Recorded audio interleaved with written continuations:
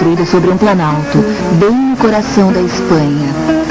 Foi-me dito que os reis de Habsburgo construíram suas capitais aqui, porque acreditavam que o ar puro aliviaria sua gota.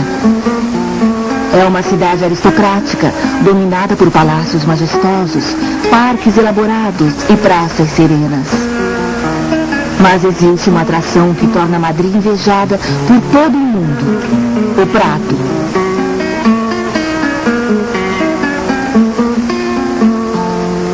Este Palácio das Artes contém riquezas de mais de 7 séculos de coleções de arte. Independente de seus sentimentos como soberana, a família real espanhola sempre foi um perspicaz patrono das artes. Apesar do que existe aqui, estou numa peregrinação para ver o quadro que a maioria dos amantes da arte concordam ser o maior de todos os tempos: As Meninas, de Diego Velázquez. À primeira vista, este quadro parece estar retratando uma perfeita princesinha no seu vestido prateado, cercada por todas as suas serviçais, as meninas do título e todos os outros integrantes do seu séquito real, incluindo os usuais anão e anã da corte. O próprio Velázquez está ao lado, segurando seu pincel e olhando atentamente em nossa direção. A direção do seu olhar, e este é o toque de gênio, pode ser acompanhada no reflexo do espelho ao fundo. São o rei e a rainha. O casal está lá porque ele será retratado nesta manhã iluminada pelo sol. 3 criaturas nobres podem ser encontradas. Ao cachorro, um tipo de grandeza natural, maravilhoso. Está o cavalete e esta grande linha que corta, expressando visualmente o significado de ser um artista, a essência da arte visual, algo de importância gigantesca. Ele domina o ambiente e atrás dele, magnífico, totalmente dono da situação, o maestro organizando a orquestra, o próprio Velázquez.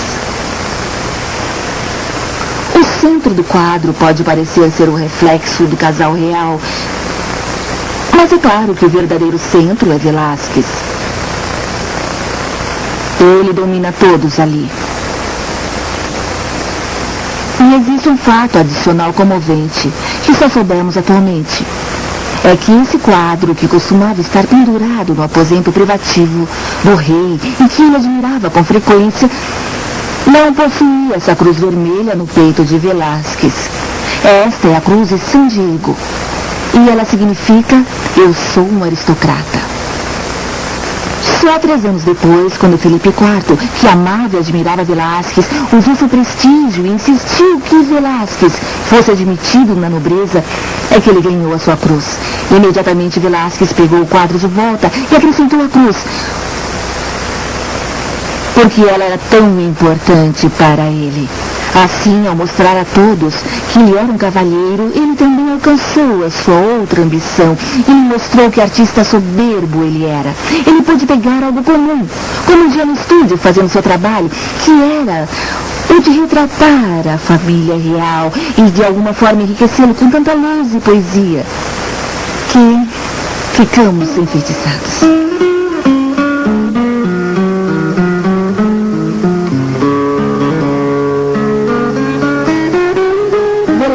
Retratou seus temas humanos com grande dignidade, mas quando se tratava de deuses, nem sempre foi muito objetivo. Quem, senão ele, podia mostrar Marte, o deus da guerra, parecendo derrotado? O que Velázquez queria mostrar é o que veio depois da grande humilhação que Marte havia sofrido. Marte havia se apaixonado perdidamente por Vênus, e o marido de Vênus, Vulcano, estava determinado a ensinar uma lição aos amantes, e então ele fez uma rede e colocou sobre os dois enquanto eles estavam dormindo, e então convocou todos os outros deuses para para irem assistir. Ao puxar a rede, todos os deuses os viram e morreram de rir. Vênus não levou muito a sério, sendo mulher, e não se preocupou muito com o assunto, mas Marte sentiu-se humilhado. Aquilo para ver Marte sentado, depois de ter sido ridicularizado por todos os presentes. Ele está extremamente chateado. Ele perdeu suas armas e está se lamentando por ter sido feito de palhaço na frente de todos. E dá para notar também que o lençol azul sugere ser uma fralda. E a única coisa ainda ereta aqui é o seu bigode.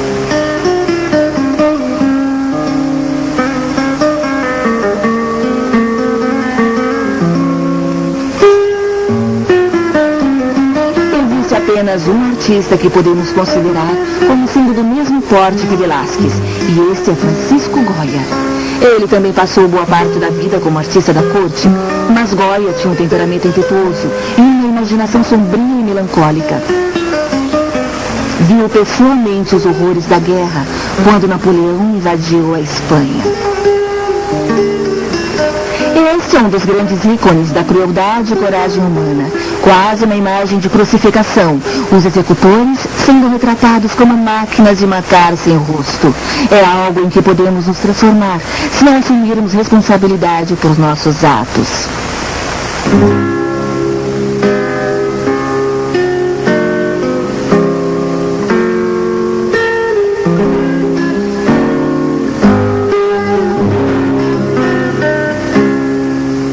No final de sua vida, Goya, surdo e doente, entendeu mais e mais profundamente como a guerra é terrível.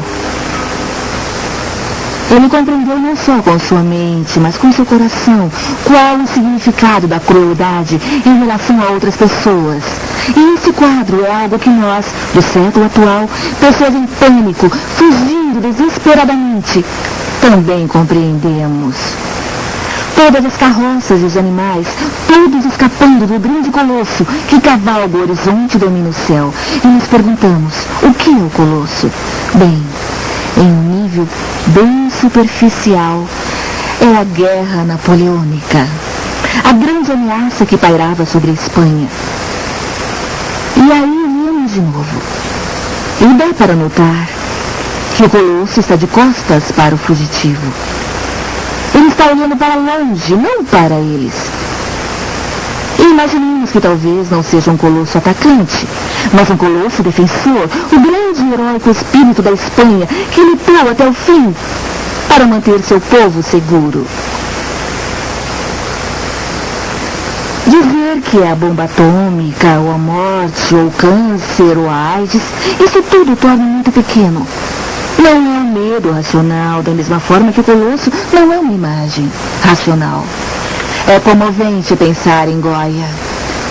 O velho rosto surdo e sofredor de Goya, que sabia exatamente o que é pânico e o que é dor, e o mistério do grande colosso dominando nossa vida e aceitando-o.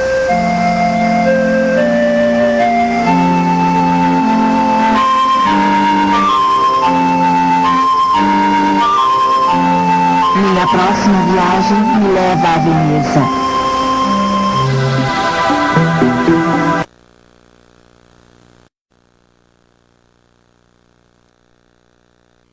De 20 anos levei uma vida de solidão e oração. Agora, pela primeira vez na minha vida, estou indo para a Europa.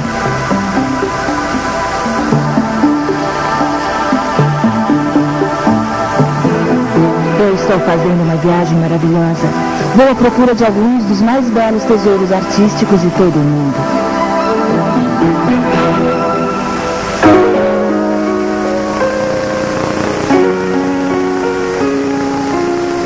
Todos conhecem os esplendores de Veneza, mas é extraordinário descobrir como tanta glória humana pode ser construída sobre a lama e mesmo assim sobreviver por mais de 1000 anos.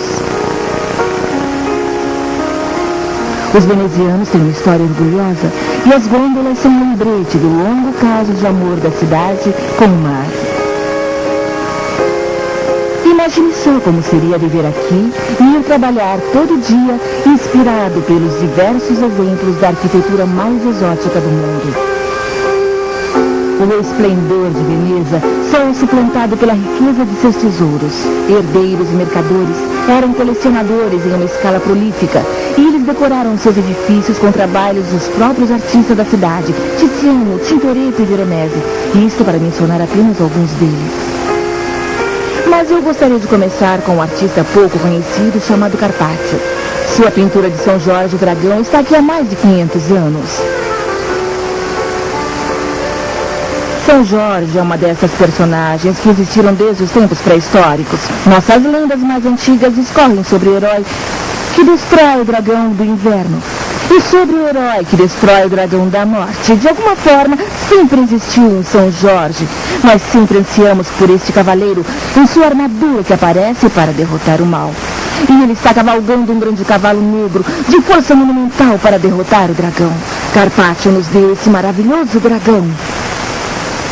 Com seu grande colarinho de pele, energética em forma de guarda-chuva e dentes afiados.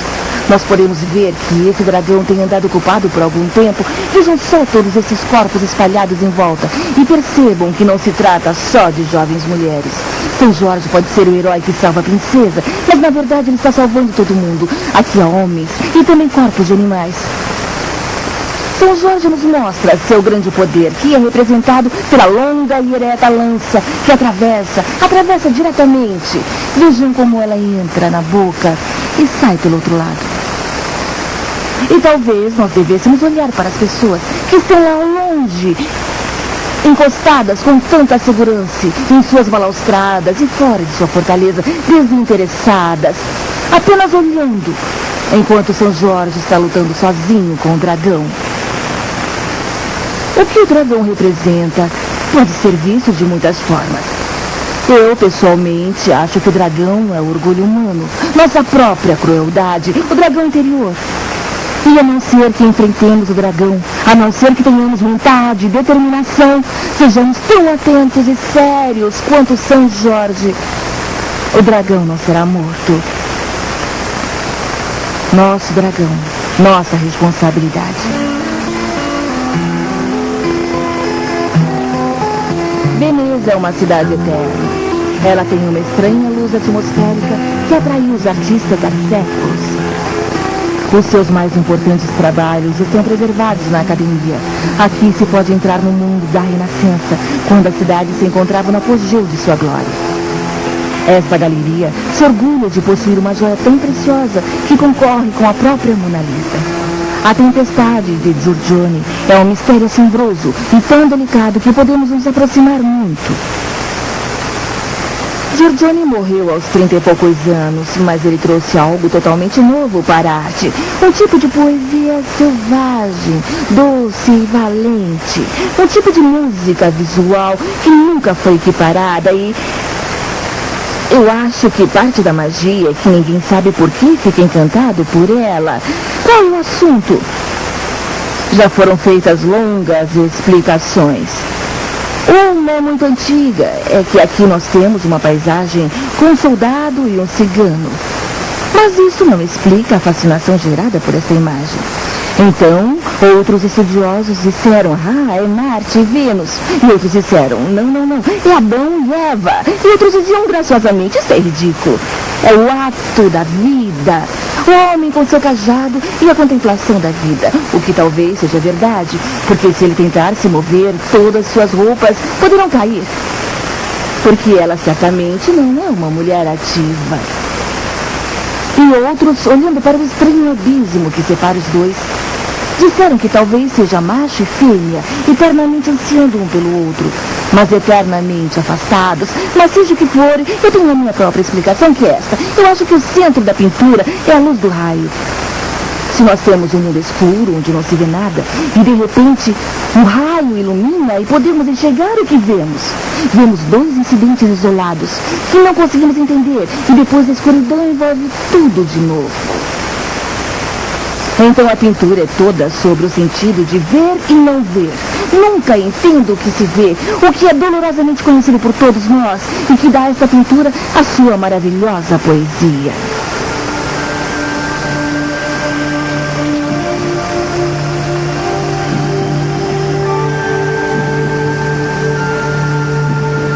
Giorgione morreu tragicamente novo, mas seu contemporâneo Tiziano viveu até uma idade avançada.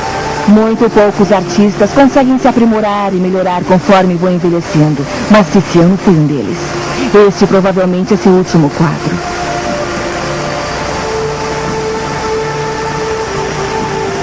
Quando Tiziano pintou esse quadro, a peste estava assolando Veneza. E o medo da morte estava muito presente. E era uma parte integrante da própria vida de Tiziano. Ele estava velho e estava com medo. E ele escolheu para esta sua última pintura uma forma de testemunho para o mundo. A imagem do Cristo morto sendo levado para a sepultura. E perto dele, tão silenciosa e tão contida, está a sua mãe. E aqui essas duas outras figuras, uma é Maria Madalena, louca de dor, e ele a pintou com uma enorme paixão. Ela está com raiva da morte, expressando o que o próprio Tiziano devia estar sentindo. A morte é algo pelo qual não deveríamos passar, é detestável. E no outro lado está o velho. O que temos aqui é claramente um autorretrato. Ele representa o velho Tiziano, ansiando com tanta intensidade pelo seu Deus. Tiziano foi um artista materialista, ele ganhou muito dinheiro e viveu muito bem. Não sabemos muita coisa sobre sua vida interior, mas aqui no final ele está contando o que realmente importava para ele. E você pode notar também a forma tocante como ele se retrata, não apenas de joelhos, mas agachado e ajoelhado, quase como se fosse uma criança, implorando que sua família e ele próprio sejam poupados da peste. Então, para tornar isso ainda mais explícito, ele pintou um pequeno quadrado aqui embaixo. E lá está ele e seu filho Horácio, suplicando a uma figura divina para que sejam poupados da peste. Quando este quadro foi pendurado na capela, já tinham sido vitimados pela peste e morrido. Esta é uma maravilhosa afirmação de fé e esperança que parece não ter sido respondida, mas é respondida pela própria beleza do que ele retratou.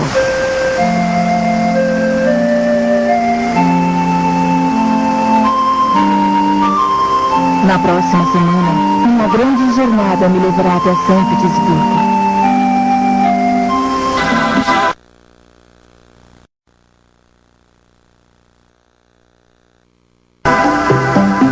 Por mais de 20 anos levei uma vida de reclusão e orações. Agora, pela primeira vez na minha vida, estou indo para a Europa.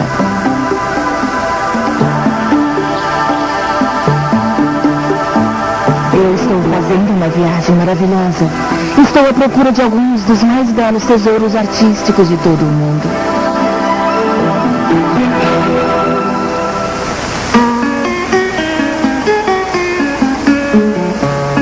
São Petersburgo é o local mais ao norte em que já estive.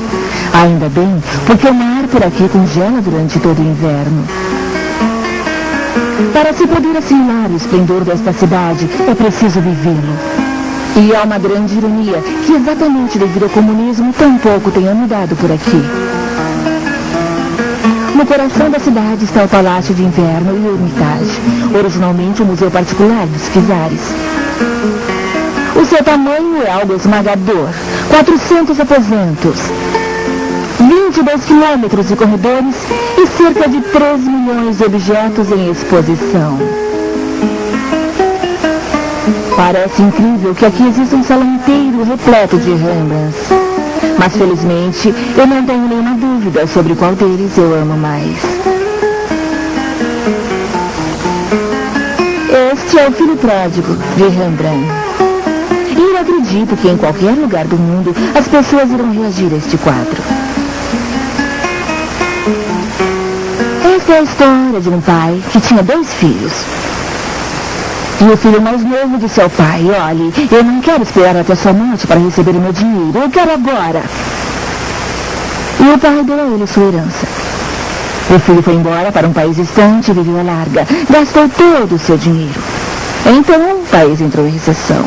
Ninguém queria ajudá-lo e ele teve que aceitar um trabalho para cuidar de porcos. Então ele começou a longa viagem de volta. Rembrandt mostrou o estado ao qual o filho ficou reduzido. Os seus pobres pés tão sujos da viagem. O seu sapato todo rasgado de um dos lados e caindo do outro. E sua vestimenta, você pode ver que ainda restou bordado em volta da gola, mas todo o resto está um farrapo. E aqui você vê o pai e o filho totalmente absortos nesse abraço. Eu adoro a forma como Rembrandt fez o manto do pai cair e parecer como se fosse um útero protegendo o filho. E aqui ao lado você pode ver o terceiro ator dessa história. Lembre-se de que havia 2 filhos. Esse é o filho mais velho. Ele é rígido, tenso e honrado, seus olhos voltados com desaprovação para essa pequena cena. Ele é de um homem de lei, em oposição ao pai amoroso. Então, o que deixa sua postura absolutamente clara é que ele está ao lado do amor paternal. Esse abraço e essa intimidade deve ter sido algo muito comovente para Rembrandt. Devia lembrar-se de seus próprios filhos, quase todos mortos, só restou a ele um único filho, Tito. Um filho muito bom, diga-se de passagem. Tito também morreu antes de seu pai. Então aqui nós temos a imagem do amor paternal pintada por um pai, e é impossível olhar para ela e não ficar emocionado.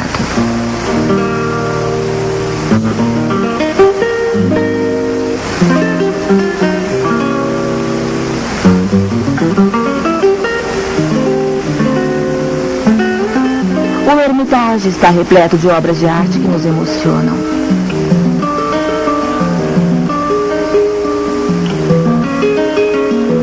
Mas algumas vezes são os trabalhos desconhecidos que parecem fazer uma pergunta e exigir atenção, especialmente se contém um mistério.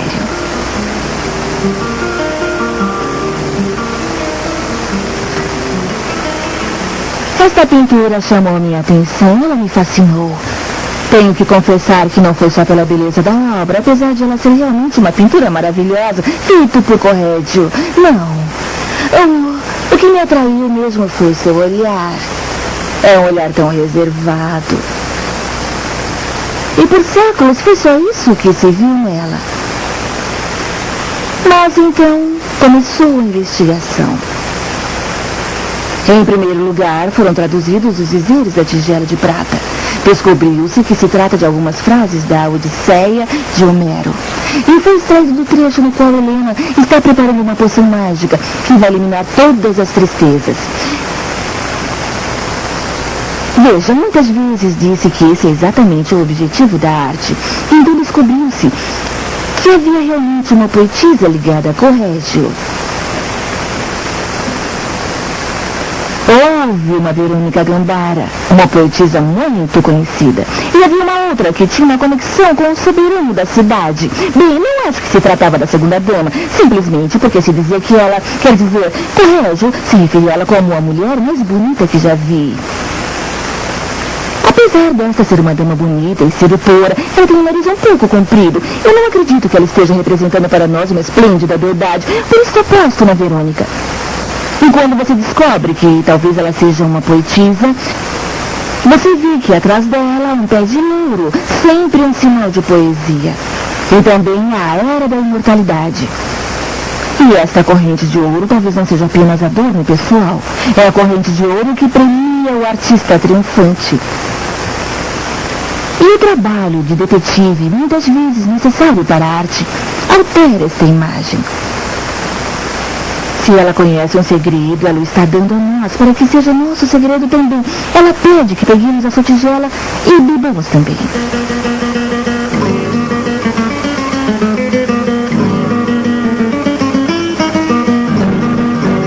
É estranho que a Rússia não tenha produzido nenhum velho mestre.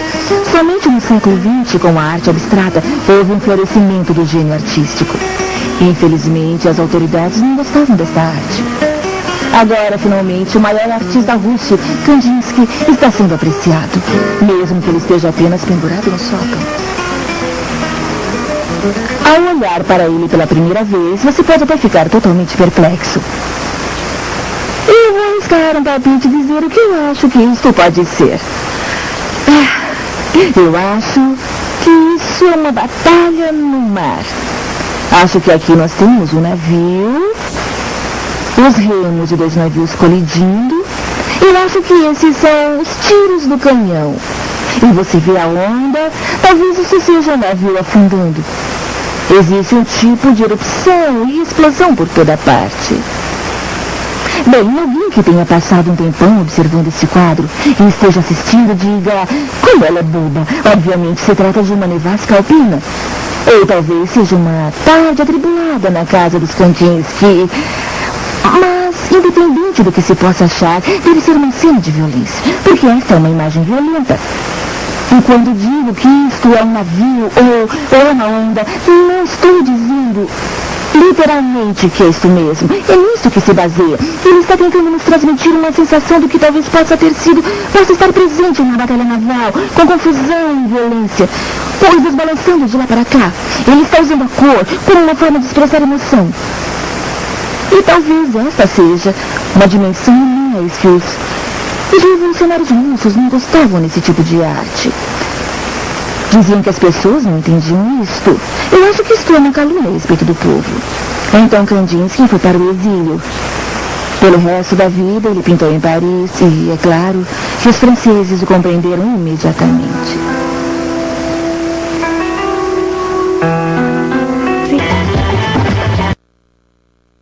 O mundo mudou aqui.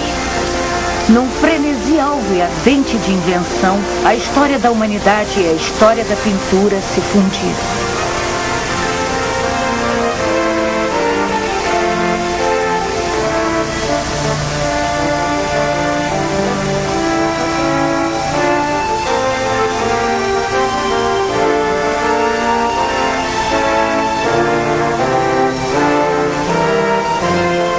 A época do talento.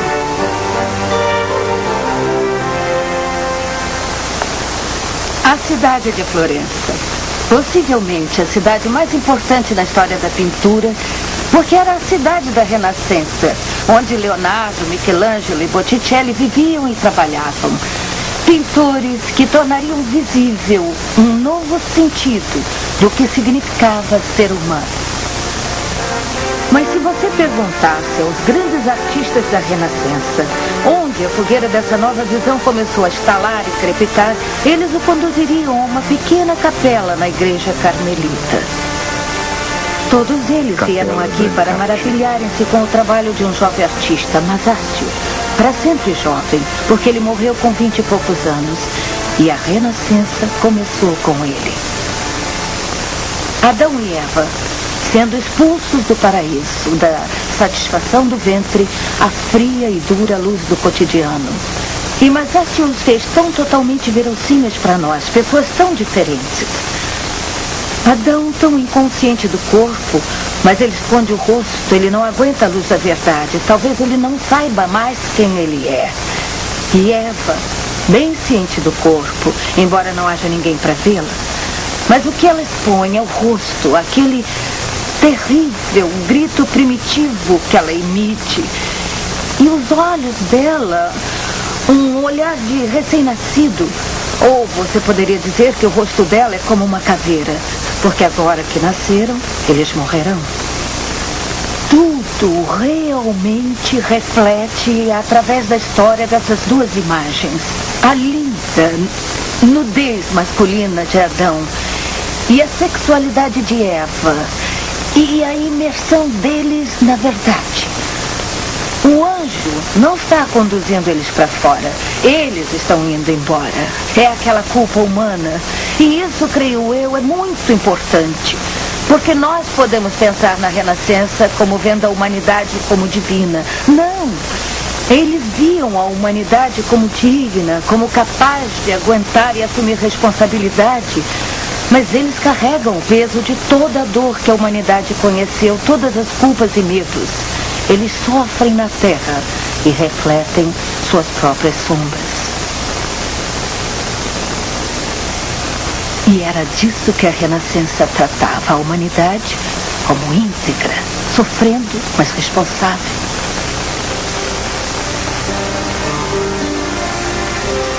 Os artistas precisam de patrocinadores e os artistas florentinos tiveram muita sorte em achar mercadores e banqueiros cultos em sua cidade. E os mais importantes eram da família Medici. Eles eram banqueiros. Papas e rainhas eram ajudados por eles. Mas a verdadeira contribuição deles à história foi o modo como eles gastavam o dinheiro. Cosimo, o primeiro Medici patrocinador, construiu um mosteiro para os irmãos dominicanos, magnificamente equipado, com uma esplêndida biblioteca para guardar os preciosos manuscritos. Havia pinturas em todos os andares e em todas as celas. E para pintá-las, Cosimo naturalmente escolheu o próprio artista da comunidade, o irmão John. Ele pintava anjos com tamanha delicadeza e convicção que foi apelidado de Irmão Anjo, Fra Angelico. Retábulo de São Marcos, Fra Angelico. Essa grande e gloriosa pintura é de Fra Angelico. E contudo, quando vemos fileiras de santos e anjos, ela pode parecer para alguns de nós um tanto assustadora. No entanto, eis uma das pequenas pinturas sobre Cosme e Damião que estavam embaixo da maior, onde pode-se ver inteiramente o calor, a perspicácia e a grande sofisticação de Fra Angelico. É a história de Justiniano, que tinha uma perna cancerosa. E uma noite, ele sonhou que ninguém menos que Cosme e Damião entraram voando pela janela, cortaram a perna dele e a substituíram por uma perna de um etíope falecido. Então, quando acordou de manhã, estava de duas cores, mas curado. Bom, essa pequena pintura é maravilhosa. O espaço é tão real. Ali está o banquinho, lá estão os chinelos. Note 2 chinelos. Isso mostra que Justiniano claramente esperava um milagre. E ali está o urinol dele e todos os remédios sobre a cabeceira. E aqui estão os santos, ainda usando as roupas da vinda deles do céu. E eles enrolaram a cortina tão ordeiramente e se inclinaram com o brilho deles, com a intenção de suturar a perna negra. O moral da história, claro, é que nós devemos cuidar dos nossos semelhantes. E ninguém faria isso com tanto frescor renascentista como o querido Fra Angelico.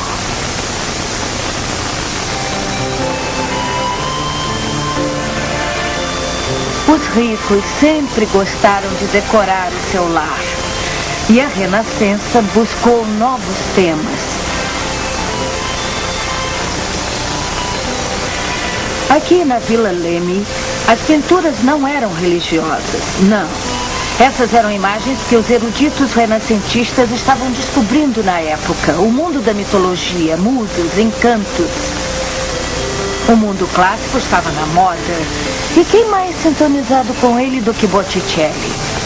Aqui está Marte e Vênus dele, o deus da guerra e deusa do amor. E o formato dele, esse formato longo e fino, nos diz que isso fazia parte da mobília.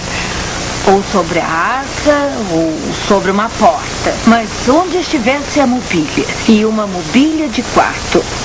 Porque isso é um retrato de amantes. E Botticelli era tão gracioso e elegante, quase um tipo de pintor de recepção em jardim. Não pensamos frequentemente nele como sendo humorista, mas aqui ele é. Porque após uma noite juntos, Marte está completamente exausto. Ele nem ouve os pequenos sátiros fazendo barulho no ouvido dele. No entanto, Vênus está fresca como uma rosa. O cabelo não está desalinhado. E é claro, já que isso era mitologia, isso mostra que o amor será sempre mais forte do que a guerra e irá arrancar a armadura da guerra. E Botticelli tinha consciência disso. Mas eu acho que ele não tinha consciência de alguma coisa nele mesmo. Porque ele era um homem que nunca achou uma parceira. Um homem solitário.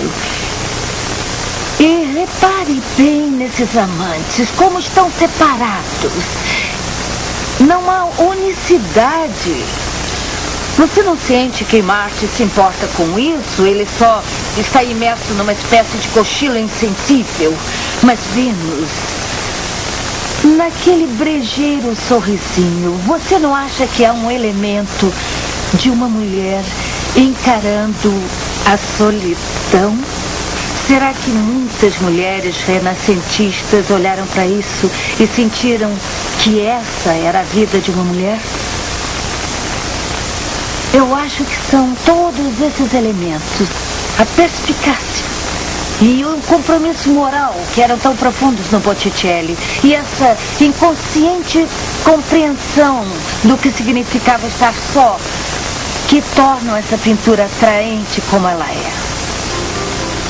A Renascença praticamente se tratava de aprender a controlar o mundo. E o fundamental disso era a nova ciência da perspectiva. Foi Masaccio quem trouxe perspectiva à pintura, um dos eventos cruciais da história. A trindade dele está pintada na parede de uma grande igreja florentina. Mas o esqueleto de Adão, o primeiro homem, está bem embaixo da saliência. E em cima dela, o Cristo crucificado pendurado no espaço real, como se numa capela lateral. É difícil de acreditar que isso não é arquitetura, só pintura.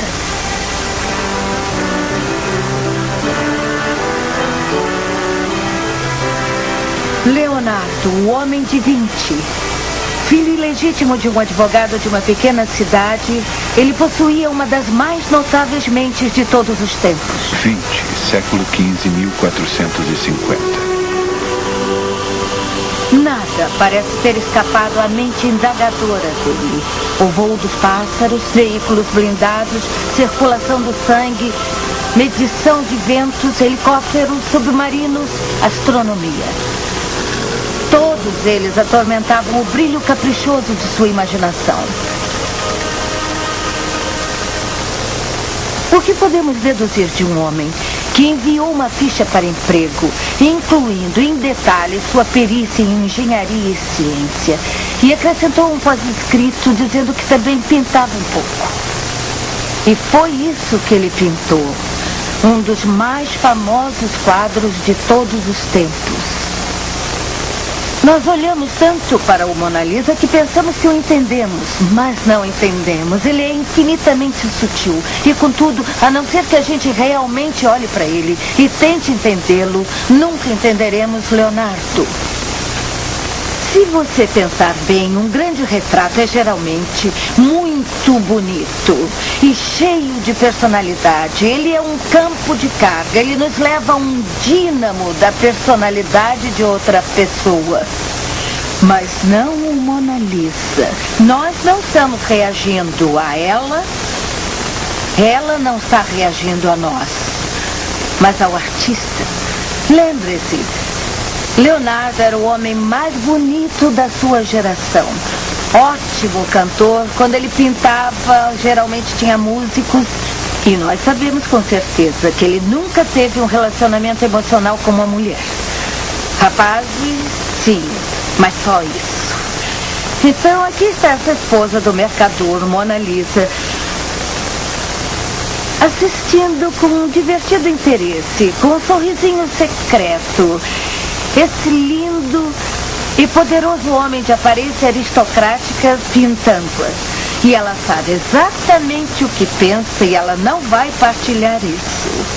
E a maravilha de Leonardo é que ele captou isso. Esse olhar, não de partilhar a personalidade dela, mas de olhar para ele, sorrindo secretamente e se mantendo em mistério. E você pode ver que ao fundo ele pintou aquela maravilhosa vista de colinas se fundindo umas com as outras, montanhas misteriosas e rios, tudo Tudo sugerindo, é claro, o eterno mistério da feminilidade. E ela provavelmente está sentada a boa distância de sua cozinha e sabe que o eterno mistério da feminilidade significa algo bem diferente para Leonardo do que para qualquer outro que ela conhece. E ela está gostando. E Leonardo teve realmente a humildade, teve o talento de partilhar o segredo. Eu não vou lhe mostrar como eu sou, só irei lhe mostrar minha reação, não minha personalidade. Ela merece ser a maior pintora do mundo, ou pelo menos a mais famosa.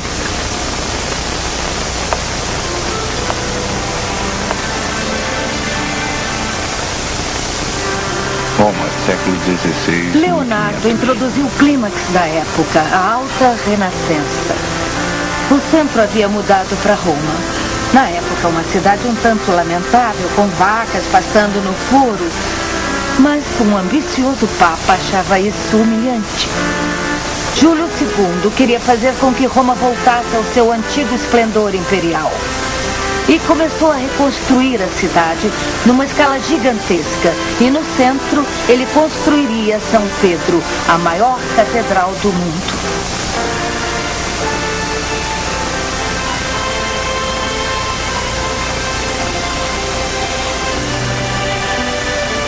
Júlio sabia reconhecer o talento. E quando chegou a hora de pintar os cômodos, ele escolheu um jovem que era a sensação das províncias, Rafael. Ele tinha só 25 anos e era inteligente. Todas as pinturas desse cômodo celebram o poder do papado, de Júlio e retrocedendo até o primeiro papa, São Pedro. São Pedro havia sido preso. E Rafael conta toda a história de como ele foi libertado usando luz. Desse lado você tem os degraus que levam à prisão. E note, aliás, o modo brilhante como ele está acomodado, precisando ter aquela grande janela fincada no espaço. E essa escada é o mundo comum. E eles têm duas fontes de luz. Ele tem a lua flutuando lá no céu e ele tem a luz artificial que na época era a tocha. Agora eles podem ver através daquela luz. Mas está confuso, estão discutindo, tudo desprovido de claridade. Dentro da prisão há uma outra luz. Há um anjo feito de luz e irradiando uma extraordinária luminosidade celestial que ninguém jamais viu. E São Pedro também não vê. Seus olhos estão fechados. Como os guardas, ele dorme. E dormindo, ele tem um sonho. Ele sonha que vê um anjo dizendo que vai tirá-lo da prisão. E ele o conduz e os grilhões dele se desprendem e alcançam a porta e ela se abre. Eles descem a escada, os guardas dormem, eles atravessam a prisão, as portas se abrem, os guardas dormem, ninguém os vê, eles saem da prisão. E o anjo deixa. Ele acorda. Está livre. Aconteceu, escapou.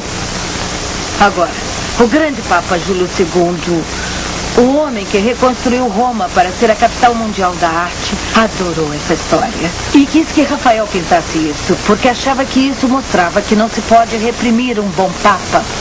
Mas é claro que isso é mais profundo. É o sonho de fuga. O sonho que todos têm quando todos os problemas desaparecem. Sem hipoteca, parceiro perfeito, ótimas férias. E me parece tão comovente que Rafael, que morreu com 30 e poucos anos, e era um rapaz de boa linhagem, bonito, popular, bem-sucedido em tudo o que fazia, também conhecesse esse sonho. Ele conhecia a necessidade de fugir. Tudo veio tão fácil para Rafael.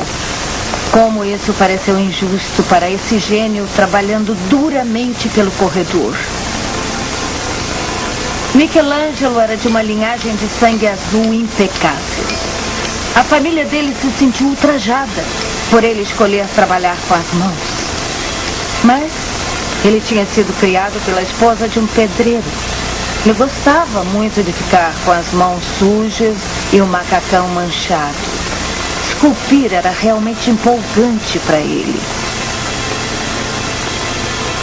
Essas figuras inacabadas se chamam os cativos. Elas deviam originalmente decorar o túmulo do próprio Júlio, um monumento para competir com os mausoléus da antiguidade. Michelangelo teria levado 20 anos para terminar, mas Júlio interrompeu isso.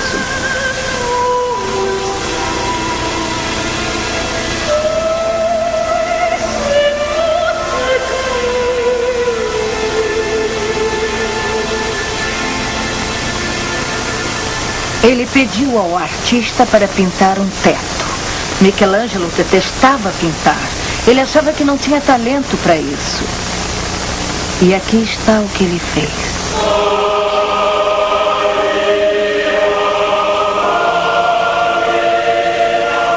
A Capela Sistina.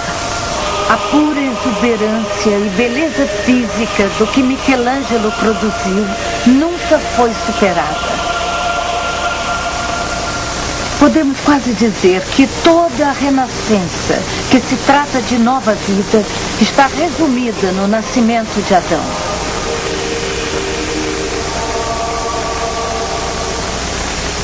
Adão está lá em cima, em sua gloriosa nudez masculina, mas ele não está vivo. Tudo que ele pode fazer é levantar um dedo lânguido. E lá nas nuvens, gira o Deus do poder. No seu grande manto voador, há um mundo.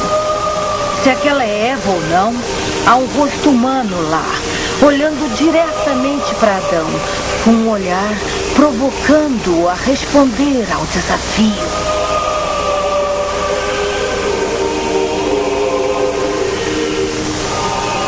E o dedo de Deus toca o do homem.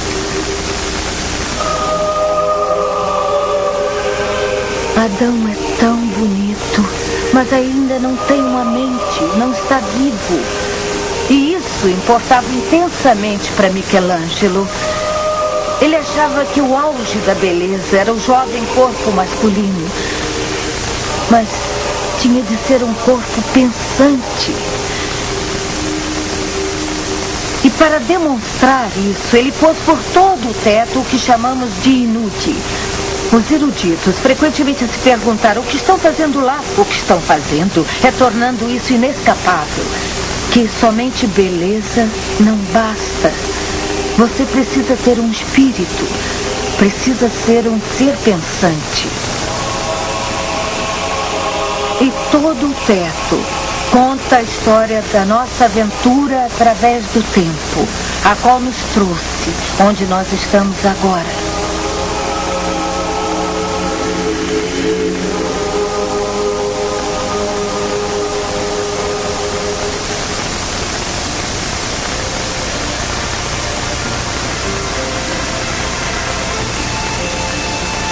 Mas há um outro capítulo da história da Renascença.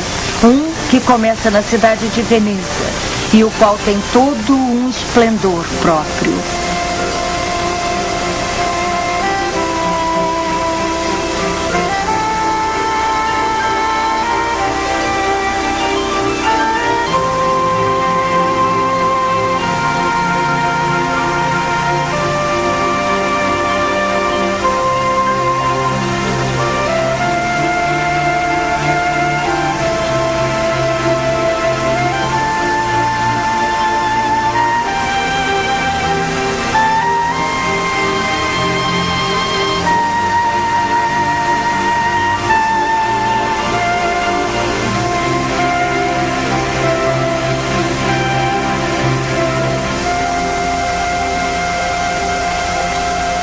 Estou fazendo uma viagem maravilhosa à procura de alguns dos mais belos tesouros artísticos de todo o mundo.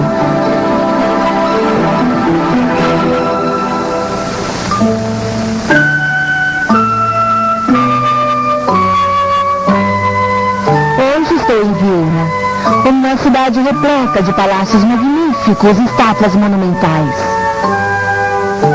Tudo aqui é imperial. Era o lar dos imperadores da casa Habsburgo durante séculos, até bem tempo foi explorado e chamado de Sol Imperial. A cidade inspirou muitos dos grandes compositores. Mozart, Beethoven e Strauss, todos viveram aqui. Mas graças aos imperadores, amantes das artes, Viena também pode se orgulhar de ter uma das coleções mais completas e requintadas. No cenário extravagante, que é o Museu Histórico de Arte, existem salas dedicadas a apenas um artista. Como esta aqui, repleta de obras-primas de Rubens. Ele é o titã dos pintores, um homem naturalmente atraído para pensar grande. Mas aqui eu quero admirar um exemplar pequeno de Rubens, que em outras mãos poderia ser pornográfico, e é chamado de Angélica e o Ermitão. A história vem de uma espécie de novela da Renascença, na qual Angélica tem várias aventuras, e em uma delas cruza com o Ermitão. É claro que ela imagina o Ermitão como alguém inofensivo, um homem bom. O que ela não sabe é que esse Ermitão lutou durante anos contra a tentação. Ele tem muita dificuldade em ser celibatário. E ela representa para ele sua chance de ter uma experiência sexual. Ele a lança em um sono hipnótico. E aqui dá para ver o Ermitão rastejando na escuridão em sua direção para tirar o lençol dela e se aproveitar. Aqui à sua direita está o demônio, e essa é a expectativa que nós temos deste quadro, ver o demônio agitando a Angélica na almofada para servir ao Ermitão. Bem, na história tudo se ajeita para melhor, porque se descobre que o Ermitão é importante. Mas Rubens não se contentava com isto. Olhe para o Ermitão. Esse é seu momento de redenção. Ele não observa Angélica com olhos gulosos e pornográficos. Esta é a terra prometida. Esse é o céu que outros homens atingem. E ele não pode. Isso desvaloriza definitivamente todo aquele medo puritano do corpo.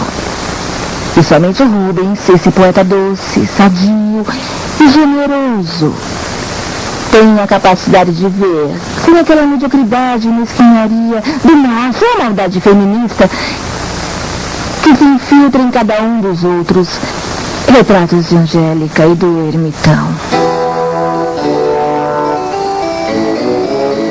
O amor feminino sempre atraiu os artistas, bem como o poder vigoroso do homem. Os homens muitas vezes são retratados como heróis clássicos, ou sacrificando a própria vida pela pureza de suas crenças.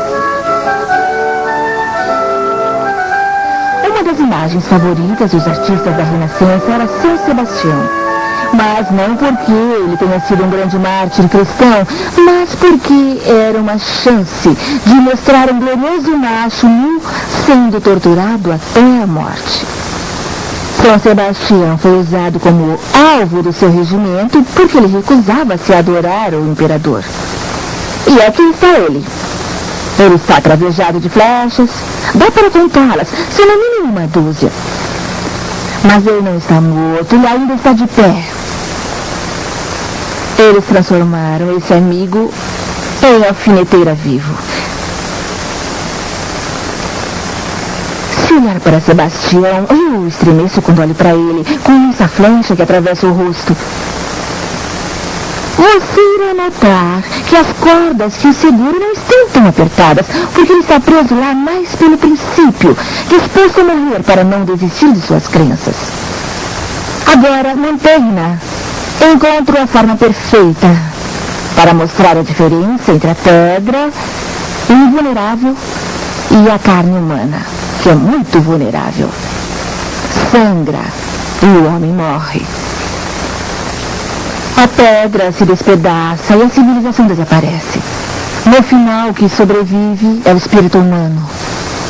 O princípio que nos torna humanos continua, mesmo que tudo à volta desmorone. Mantegna entendeu o que os cristãos sentiam vivendo num mundo pagão. O grande Veronese entendia de mitos pagãos. Ele adentrou outro mundo, brilhando com luz sombria para nos mostrar como grandes lendas gregas lidam com o cotidiano e a complexidade do coração humano.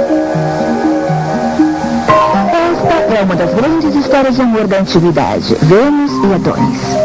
Ele era o mais formoso dos jovens e extremamente belo.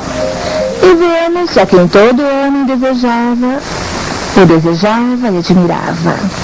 Ela se apaixonou perdidamente pelo belo Adonis. Mas ele era bem mais novo que Vênus e um grande esportista.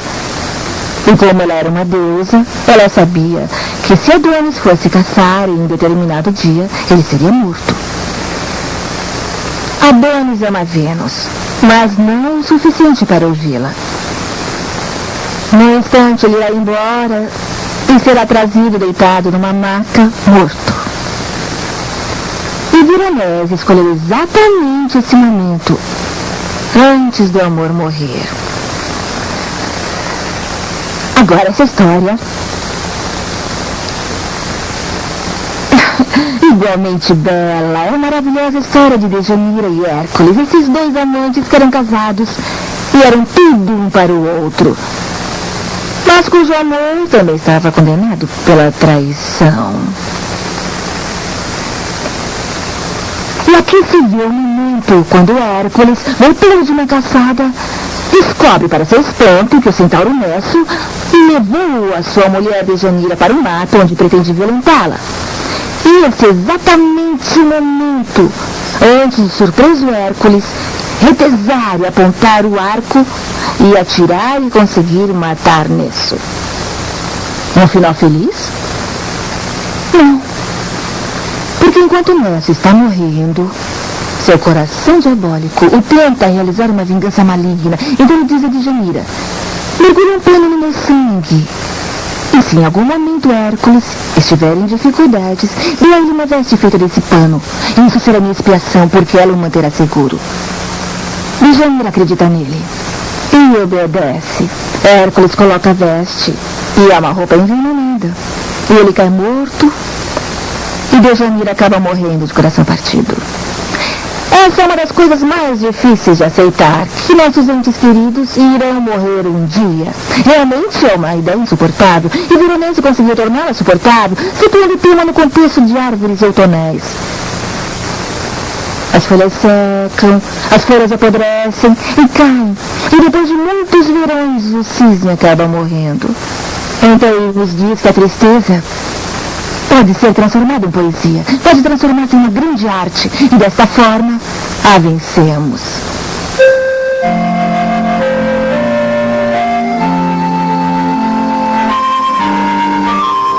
Minha próxima jornada me leva a Roma. Distribuição Didac. Versão brasileira Helicon.